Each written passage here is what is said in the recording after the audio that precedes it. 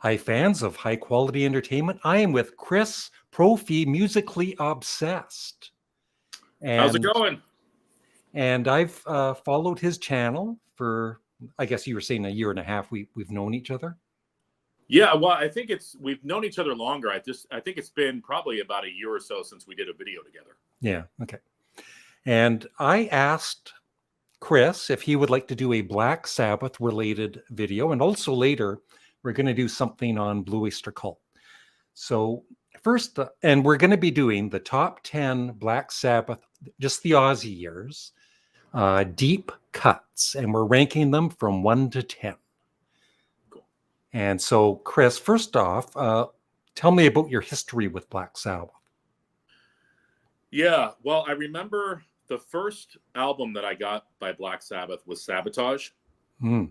And I think that that's probably why that's my favorite Black Sabbath album. And I remember the day I got it because I also bought Metallica's Ride the Lightning on the same day. And I brought both of those records home, and I was just blown away by both of them. Yeah, nice. Yeah, I've got the vinyl version of that. It's such a great set. Yeah. But yeah, and of course Metallica was a lot heavier. But Black Sabbath, that Sabotage album is very heavy as well, but also I didn't know it at the time. I wasn't using terms like proggy and things like that, but Sabotage is a very proggy album, and I love that era when they started to experiment more with their sound and branch out. Yeah. I don't think Ozzy was as into that kind of production late, like he was kind of, I guess, complaining sometimes and not as happy. But this is also my favorite Black Sabbath album. Oh, great. Yeah, I remember you saying that. Yeah. And I actually, I know some people kind of mock the album cover with Bill Ward in the tights, but I think it's a kind of a cool album cover. Yeah, I always thought it was a strange cover, but like you said, there's something about it that fits the It's music. evil. Yeah, it's definitely evil. Yeah. Yeah. All right. So let's start with, and I made a Spotify playlist, by the way. I bet you didn't. I actually do have a Spotify Oh, playlist. do you? Okay, send it to me and I'll Okay. have both for anybody to check out. All right, cool. So number 10, let's start with number 10. So deep cuts are, there's, of course, their well-known songs like Iron Man, Paranoid, Yeah. Sabbath, Bloody Sabbath. But these are songs that just aren't talked about as much. And so what is your number 10? So my number 10 is the last song off of this record, and it's the tune Under the Sun. And, a lot of people point to this record as being their favorite. And again, I've already told you what my favorite record is. I like this album, but I'm not a huge fan of it. But the song Under the Sun has such a heavy, heavy riff. And I think the production on the album, it's very rough sounding. For lack of a better word, I'll use the word dirty. It's just got this, grimy production to it, but I think it adds to it. And Under the Sun is probably one of their heaviest songs. It has this kind of cocaine feeling to it. Yeah, I'm sure that I'm sure that these guys were doing a lot of cocaine. Yeah. That was the well, it wasn't a rumor. It's, I guess, the truth. I agree with you on that. That's the one album I like it a lot more now. Yeah, but it was the one that I struggled to like as much as other Black Sabbath fans do. Yeah, and I love the instrumental Laguna Sunrise. Mm-hmm. Yeah, and also, I mean, it's got the song Changes on here, which is great too. Yeah. But my under the radar song is Under the Sun. Yeah. All right. My number 10 is a Black Sabbath song that I think some fans just don't like, but I've always loved it. And it is from Technical Ecstasy. It's all right. Yeah. I think it's a really, why can't Black Sabbath do a poppy song? I don't see, why do they have to stick to just all the heavy stuff? Yeah. And Bill Ward has a really nice voice. And yeah, I mean, I agree with you. I really like that song. It's definitely got a Beatles vibe to it. Yeah. And, you know, for the longest time, I thought that was Ozzy singing, because at times they sort of have a similar quality to their voice. But Yep. I think, unfortunately, because I love that album. I'm with you. That album is up there for me. But I think, unfortunately, at that point, the band was unraveling. And I think that was when people started to maybe not care as much about Black Sabbath. Yeah. And they're like, oh, my gosh, now they've got the drummer singing. But so it was sort of this kind of almost like Black Sabbath losing their direction. But I totally agree with you. I love that song. Yeah, yeah. Okay. All right, my number 9 is off of Sabbath Bloody Sabbath, the shirt that Larry and I are both wearing. Actually, you know, we didn't even plan this. Nope. But I'm going with the keyboard-driven tune "Who Are You." Mm-hmm. And actually, I'm sorry. Yeah, "Who Are You?" I'm sorry, I was looking at the wrong song title there. But I've always loved the keyboard in that song. It's basically, I think that's the main instrument in that tune. Ozzy's vocals are great. And this was the album where they really started to branch out and try some different things. And I don't blame them. I mean, there's only so many times you can play the same power chord guitar riffs before you want to try something different. Music was changing. So, you know, I think it was a good move for them. Yeah, it wouldn't matter what they did, right, around that time. If they stayed to the formula, people would complain. And if they changed, they're going to complain. So Right. So you might as well do what you want to do. Yeah. Okay. My number 9 is one I've always really liked, but just, you know, because of doing this, listening to it, it's kind of a long jam, but it is so good. It is from their debut album, A Bit of Finger, Sleeping Village, and Warning. Yeah. Lots of guitar on it, lots of great riffs, great vocals by Ozzy. And then there's that one part near the end where it's really that spooky guitar feedback or whatever. It's imagine hearing that back, you know, when this was released.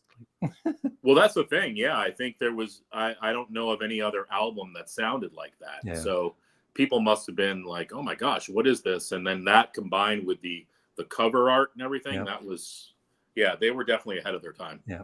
And Ozzy was a great singer. Yeah. For many years. Yeah. And did you follow afterwards with Dio? I did. I mean, I like Heaven and Hell and Mob Rules. I like Mob Rules better than Heaven and Hell.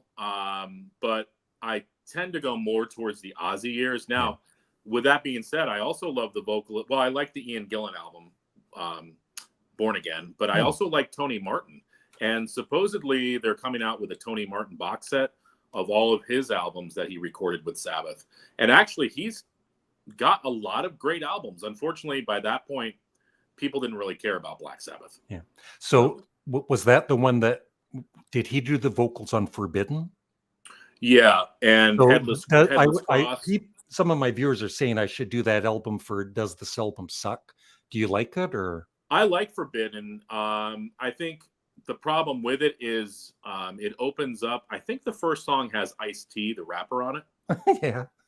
But, and it's sort of, but I to me it works. And the rest of the songs are really good. I think, unfortunately, at that point, Black Sabbath had become a joke, because it was like, you know, how many singers are they going to have? And, you know, they were on the IRS label, which they weren't really getting a lot of publicity. I think they were just sort of like one of those, you know, has-been acts. Yeah. But listening to it now, I think the album is great. Yep. Cool. All right. So all right, my number 8. Yep. All right. Well, you showed Technical Ecstasy before. And I'm going to pull the song Dirty Women off of this. Mm-hmm. And I was listening to it today. It's so cool because it starts off in this, it's got 2 parts to it. And it's this groovy intro sort of thing with great vocals by Ozzy. But then it breaks into the chorus with just this heavy riffing. Just a very strong song and a very strong way to end this album. Yeah. And anybody who has never checked out Technical Ecstasy, like Larry was saying, this album is as good as their other stuff. I don't know why this album and Never Say Die get crapped on. I don't understand. A lot of Black Sabbath fans, you'll see a ranking video and then they're basically bashing the albums. And it's like, are you really Black Sabbath fans? Well, I'd actually rather listen to this than Volume 4. That's me. Yeah. But, yeah. All right. My number 8, and I'm also a big fan of Frank Zappa. I don't know if you are or not, but he was a fan of Black Sabbath. Mm-hmm. And the song from Volume 4 that I've chosen is St. Vitus Dance, which is only 2 minutes and 27 seconds long, but it's really catchy, and it's one of my favorites on the album. Yeah, I like that song too. I mean, there's the riff, of course. Yeah, there's quite a few deep cuts on that album that are really good. Yeah. But I like that title too, St. Vitus Dance. Yeah.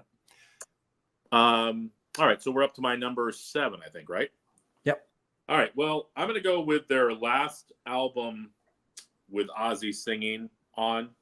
I mean, eventually he did come back, we know that. But I'm going to go with the song A Hard Road. And this song has been a grower for me. It kind of stays in the same sort of tempo, but the chorus is great. And then Ozzy does some really, really killer vocals towards the end. But yeah, I mean, this is one of my favorite Black Sabbath songs, A Hard Road. And the riff, or the riffs. Yeah. Yeah. Yeah, it's just one of those songs. I put it in that category of good driving songs. We all have those songs where we put them on and like, all right, let's go for a drive. Yeah. This is one of those songs, and not just because the title is A Hard Road, but it just has that sort of feel to it. Like, I'm just going to get in the car and go for a drive, because it's just got that grooving sort of sound to it. Yep. Cool. Yeah. And I also have this book. I'm sure you have it too. I actually don't have that book. Oh, you don't have it? Here, you can take it. Here. Oh, thanks. Actually, no, I'll take it. Yeah, it's very good. Yeah. So this song was, of course, written by Geezer. He wrote most of the lyrics. Yep. And it is, they're saying Black Sabbath, they're evil, they're satanic kind of a band. And then you read the lyrics to After Forever from Master of Reality, and it's pro religion Jesus. or God, or yeah. It's a positive song. And once again, Tony Iommi's riffs. Yeah. Like the whole band is so good. Geezer Butler on the bass, and Yep. Yeah, so good. Yeah, no, and I think that's, people get caught up in their image, but I think I read somewhere where Tony Iommi or Ozzy, or they were together or separately, they were watching a horror film. And I think they basically wanted to take the idea of a horror film and put it to music, because they realized people like to be scared. Yeah. So like you were saying, there was nothing satanic about Black Sabbath. It was just this image. Yeah. And on the debut album, that upside down cross, that wasn't anything to do with them, right?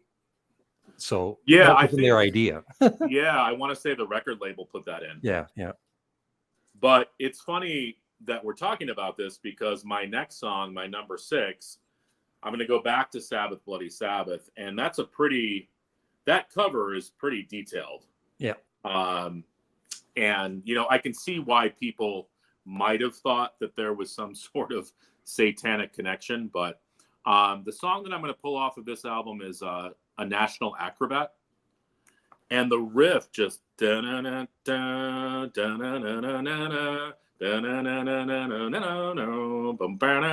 it's just so catchy. It's like an earworm. And I think Metallica did a cover of it on one of their cover albums, but yeah, I mean, that song is amazing. Yep. So yeah, National Acrobat. Yep. Cool. All right. Number 6 for me is from Paranoid, Hand of Doom. Like the whole song is great, but it's that section around the 3:30 mark. Yeah. You're having a good time, baby, where it gets really heavy with Yeah. Billboard's drums and everything. I love that riff. I mean, there's so many great riffs on all of Yeah. these albums, right? Like, but It's funny. I almost picked that song. yeah, but it's mainly, I mean, the song is great, but it's because of that part of the song I chose it. Yeah. Yeah, that's a great song. And I mean, you can't deny the bass part on that song either. It's really, Yeah. really good. All right, I'm going to go to my favorite and your favorite album. And I'm going to go with the song Hole in the Sky. Yep. Which opens up the album. Just really heavy and an upbeat kind of, the lyrics are very ethereal and sort of out there. And I think it adds to the sound of the song. And the Tony Iommi's guitar sound on this album was very, very heavy. I don't know what sort of, effects that he was putting on the guitar, but whatever effect it was, especially in this song, it just adds to the heaviness. Yeah. Yeah. And it just shows you don't have to play fast to be heavy. Yeah. But yeah, Hole in the Sky. Yeah, great song. Number 5 is from Technical Ecstasy. Yeah. It is Backstreet Kids. It's just heavy and great opener. And I think maybe, the only thing against it is maybe the production could be a tad better. Mm-hmm. But other than that, like, it's a great album. Yeah, and that's a great song. That might appear on my list as well. Yeah. All right, my number 4 is going to be off of Master of Reality. This is probably my second favorite Black Sabbath album. And I'm going to go with the tune Lord of This World. So heavy. And the lyrics are great. I love that part. Lord of this world, evil possessor, Lord of this world, he's your confessor now. And then it just breaks into that guitar part again. But very, very heavy song. And, great lyrics to match. Yeah. All right. Number 4 is a song that you already picked. Oh, okay. A National Acrobat. Yes. But you mentioned that riff. Do it again one more time. Well, I can better that with the riff near the end at 450. Do do do do do do do do. I love, that's one of my all-time favorite riffs. Yeah. That's the thing. I think that's what set Sabbath apart, was that not only could they do those crunching power chord riffs, but they could also be very melodic and very, melodic, for lack of a better word. I think, they had a lot more to offer than just the crunchy riffs. Yeah. All right. Well, you had mentioned this song already. Number 3 for me is Backstreet Kids off of Technical Ecstasy. And I'm glad we're doing this because, like I said before, I think these albums need more attention. Like, seriously, go out and listen to Technical Ecstasy. Go out and listen to Never Say Die. I have a feeling a lot of people have not listened to the album Sabotage all the way through either. Those last 3 albums are just as good as the other stuff. Yep. Way to sell it, Chris. Hey, listen, I'm a Black Sabbath fan, so yeah. Anytime I can, talk about one of my favorite and bands. Geezer Butler, if you're watching, you're invited on to talk to us. We'll take any signed, memorabilia that you have. So yeah. All right, number 3. I hope I can pronounce this one. Okay, but it could have been almost any song on. Where is it here? Sabbath, Bloody Sabbath. It is Spiral Architect. Yeah. Architect. Yeah. Once again, it's more proggy. They're kind of stretching out a bit, and sometimes strings, acoustic bits, and everything. And it is just such a great song. It is a great song. Yeah. Well, you think about bands around that time. You had Yes, who was becoming really popular, and people were turning to Frank Zappa, and Miles Davis was doing a lot of that jazz fusion type stuff. Yeah. So, Black Sabbath was just kind of following the times. Yeah.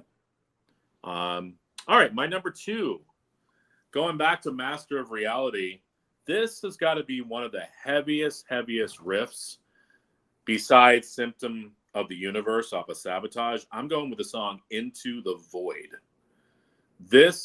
The riff on that song when it comes in, and I just love the lyrics. Rockets engine burning fuel so fast, up into the night sky they blast, through the universe the engines whine. Just so good. One of my favorite songs. Yeah. Do you ever watch reaction videos with them, like on that song or anything? No, I haven't. I love watching the reaction, like when they get heavy and they're all head banging to it. I always think it's like, because my daughter is she's going to be turning 19 actually tomorrow. But happy birthday! Thank you. I've actually gotten her into a lot of these bands. She loves Black Sabbath, and along with Taylor Swift and things like that too. But I love seeing her reaction of hearing some of these songs for the first time, and it just shows you that these songs are so powerful.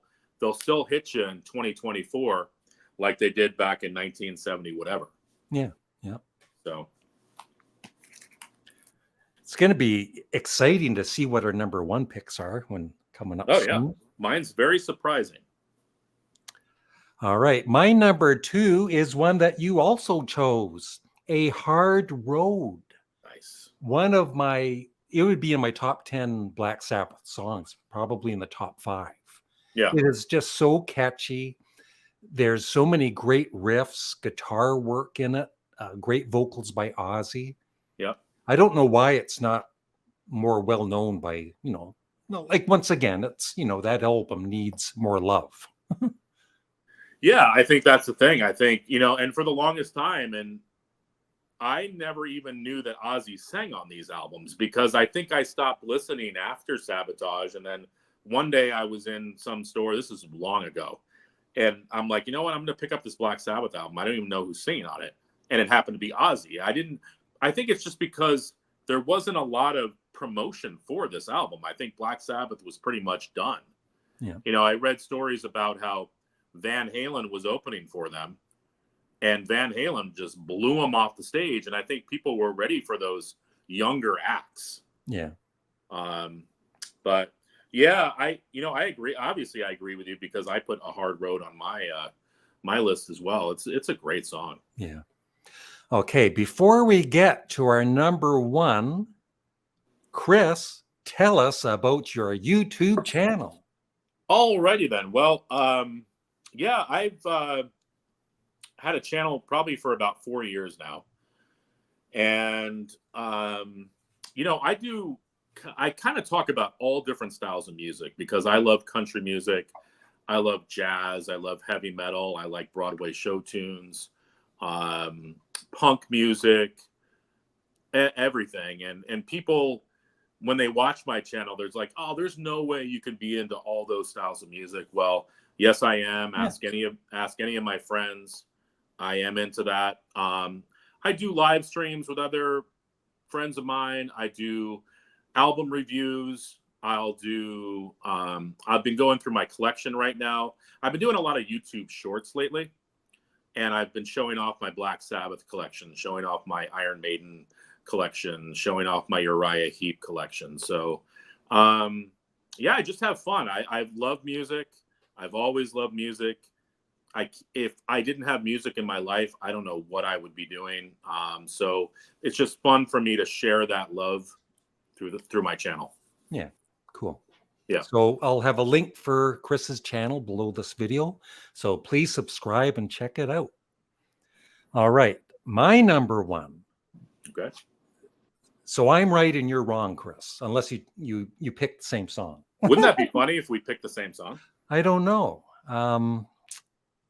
All right, it's from Sabotage. Oh yeah, that's not. Oh, darn it. It is. Well, I was almost going to pick Megalomania. Yeah. But I chose The Writ. Nice. Once again, parts of it are so heavy. Yeah. And Ozzy's vocals, and you can hear the, kind of the anger in his vocals, because it's about, being screwed by management and everything. Right. And once again, so many great riffs in it. And then at the very end, I don't know if it's on all the vinyl records, but that blow on the jug a little bit, it's kind of funny way to end the album. But yeah, that's my number one, Deep Cut by, I was going to say Deep Purple, but I'll say Black Sabbath. Yeah. That'd be another great video, Deep Cuts by Deep Purple. Yeah, I love that song too. I love it because it's got a lot of different movements to it, and yeah, it's just a great deep cut there. And I think probably a lot of people who maybe are just getting into Sabbath probably don't even know what that song is. So, that was a good choice. All right, well, my number one is off of Never Say Die, and I'm going with the song Air Dance. And the reason I really like this song is the keyboards in it. There is this jazzy middle section to it, and I had to look up who was playing keyboards in this song. It's Don Airey, and Don Airey, I think he played with Rainbow. I think he went on to play with Deep Purple. He's played with other people as well. But this song it's so heavy, but then it breaks into these piano flourishes and jazz movements, and I don't know. Every time I listen to the song, I'm just blown away. And I'm like, how could people not know this album? It's so good. Yeah. Like you were saying, the song A Hard Road is on here. My number one, Air Dance, is on here. But plus you've got Never Say Die, which is I like Junior's Eyes. Yeah. Johnny Blade is great. But yeah, I have to go with Air Dance. Yeah, cool. Yeah. So that's about it. And we'll have both of our Spotify playlist in the link below also. Any last thoughts, Chris? No, I don't think so. No, you're supposed to break me up a bit, Chris. Oh, what? Yeah. Well, first of all, I will say this. Every time, I never get tired of listening to Black Sabbath. Yeah. Because I think they have so much to offer. And it's not just the crunching riffs, it's their proggy stuff. So I never get tired of listening. Every time I listen to a Sabbath album, I hear something a little different. But this was fun. Thank you so much for having me on. And I know we're planning on doing more of these type of videos. Yep. So I appreciate you talking Sabbath with me. All right. So thanks, everybody. Be sure to check out Chris's channel, and we'll see you whenever. And I think up next, we'll do something on Blue Oyster Cult. Nice. Bye.